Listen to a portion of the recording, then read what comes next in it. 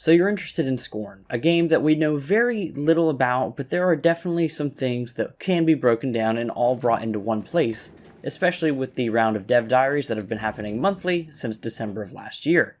My name is Falling Hurts and I will be your guide through these updates, and if you're interested in this type of video, I've also done it for Sons of the Forest, The Day Before, and the Outlast Trials will probably be the next one after this. But without any further delay, let's hop into everything you need to know about Scorn. So first up, the game is coming out supposedly in October of this year, 2022.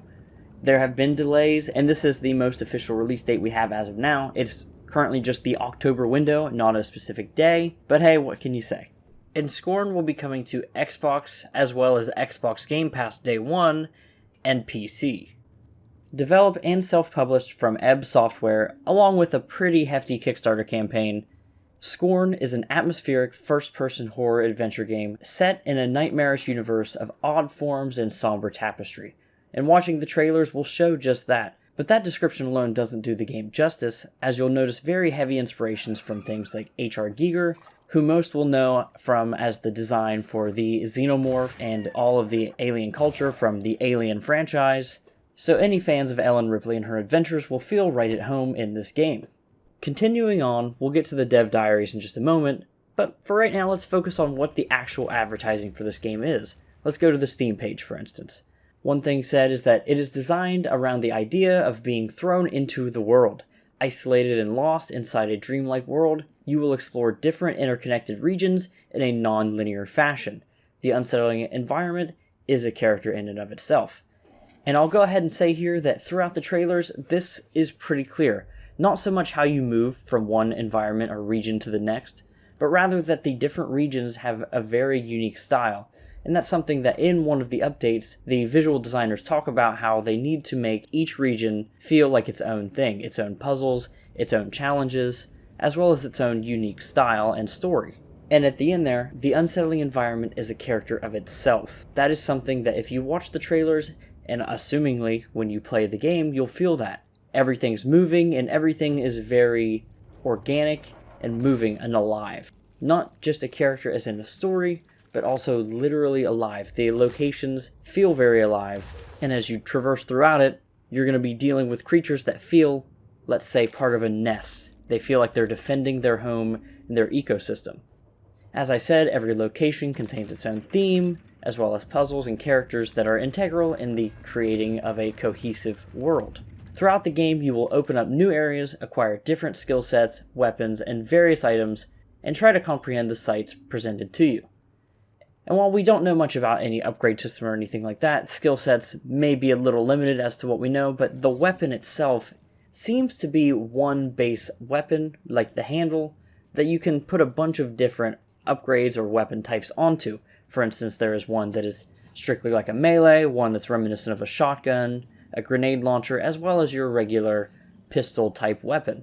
Each of them seems to serve its own purpose, as some of them can also be used to interact with biomechanical things in the world. For instance, opening up a certain doorway or something needs the melee tool. But another thing that I'd like to harp on here that I will talk about later is the comprehension of the sights presented to you. This game, from everything I can see, is narrative story second, how the game makes you feel, and the experience you have as the primary storytelling. When the game makes you feel terrified, or dreadful, or even relaxed and calm, that is the story it's trying to tell. Next up we have gameplay features, and we have a cohesive lived-in world. Scorn takes place in an open-ended world with different interconnected regions. Each region is a maze-like structure with various rooms and paths to discover. All the storytelling happens in-game with no cutscenes to distract you from the grisly reality of the living, breathing world you're in. But keeping your eyes open, the game won't show you any sympathy if you miss something important on your uneasy travels. Everything has a reason and purpose, and you just need to work out what it is. And like I said, with the weapons all having their own purpose for certain types of enemies, and even just items throughout the world that you need to progress, everything does seem to have a purpose. And the attention to detail shows through here as well, as one of the trailers shows off an enemy shoots an acid breath at the player, and the player of course dispatches the enemy and continues on trying to solve the puzzle of the area. But later on, the player walks through that same area, and while the enemy is still laying dead on the ground, it had persisted, but so had the acid breath. This attention to detail, if it's any indication of the rest of the game and the storytelling that could be in the level, I'm really excited. Then we have full body awareness. Players will experience better immersion being aware of the character's body and movement, the character being not quite human, but humanoid. You should still, as the player, be able to feel immersed, thinking this is you in this scenario. Interaction with the world is realistic, meaning that objects are picked up with your hands instead of just floating in midair. And machines and instruments are operated by grabbing the controls. Again, like I said, usually inserting your weapon as a tool for interfacing here. Inventory and ammo management is defined and very limited. It plays a big role in keeping the player in an even greater state of awareness throughout the whole game, as you're always looking for more ammo and even more health pickups I noticed throughout the trailer. Players will have to think about when to fight and when to take cover and how their actions affect the world around them. Different playstyles will be needed to advance. Especially in the long 13-minute gameplay showcase, it does show the player running away from enemies quite a bit, but dispatching when they feel they would take unnecessary damage from trying to run past an enemy. And that's actually all we get from the Steam page itself, which is actually quite a bit of information, all things considered. I feel like it talks a lot about the gameplay. There are actually bits of gameplay that aren't mentioned in the game's Steam page and therefore marketing, and that is something like the puzzles. However, those are talked about in the Pulse updates or the dev diaries that I talked about, so without further ado, let's hop into this final bit of information, which also includes key bit of dev talk, which is very key in figuring out which exact phase of development Scorn is in. These monthly updates helped me a lot while making this video, and each one focused on a different aspect of development. For instance, the first one being the art team, and then the audio, and then world design, and so on. In December of 2021, we were told that the game is 75% content complete, meaning that 25% of the game, content-wise, not bug fixes or anything like that, is still currently being created. And while we haven't gotten an update since of what percent we're at until then, the projected time for finish of 100% will be June, so next month. That would mean optimizations and bug fixes will last all the way until October at release. This summer would also be the heavy gameplay testing phase of the game. But hopping into the second dev diary, talking about audio, we do find out that there are 2 composers for the game, which is rather interesting. This does happen from time to time. Certain games have even had up to 3, or maybe even more for all I know. But one of them is Brian Williams, who is a composer that's worked on a few movies, and he has also worked in other mediums up until now. He actually asked to be a part of the project, and further in the interview, he was asked what the central theme of the music was, and his answer was this: the music explores wonder, emptiness, and loss, and along with a sense of why. And this is very interesting to me because that last bit, a sense of why, why is this happening? Why am I here?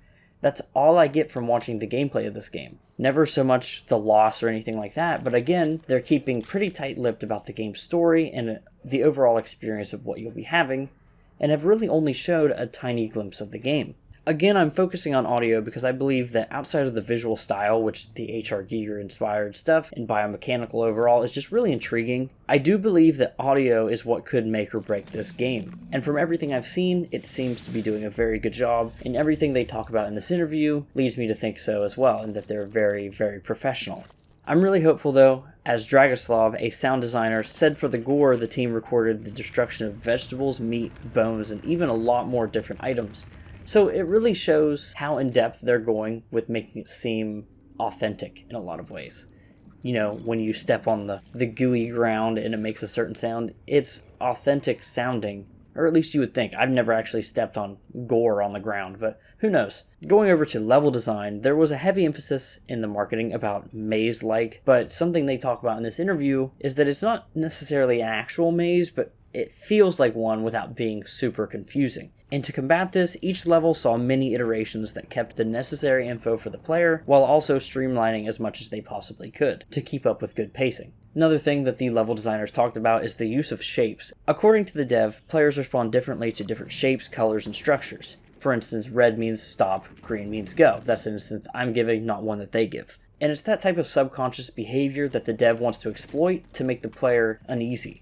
Not necessarily always the gore or a jump scare or anything like that, but rather let's say, the lack of ammo, as well as the fact that you're seeing things that just bode ill omen all the way around, the player's not going to feel good about that, and that's what the dev wants to use. And again, I feel like we've talked a lot about the atmosphere of the game, and I even briefly mentioned about the puzzles, but now let's talk about the puzzles for a minute. They did a whole dev diary basically talking about how the puzzles of the game would be working, and while I'm sure we've seen some of these puzzle types before, one game designer did talk about how they worked really hard to make the puzzles both make sense within the world's narrative, but they also worked to make sure that they wouldn't be frustrating for the player and make them bounce off of the experience. The art director even went on to say that, as everybody knows, we're keeping information about the game's core content minimal. As such, a major part of the experience will come from reflecting on the game and its meaning. Something I did talk about a little earlier is only backed up by what they're saying here, as how you feel is the story that's being told, and maybe how I feel about the game after I review it will be completely different than how someone else does. Again, everything they've set up to this point seems very interpretational and relatively hands-off as far as a direct narrative story goes, and I'm glad to see that they're really fully committed to this.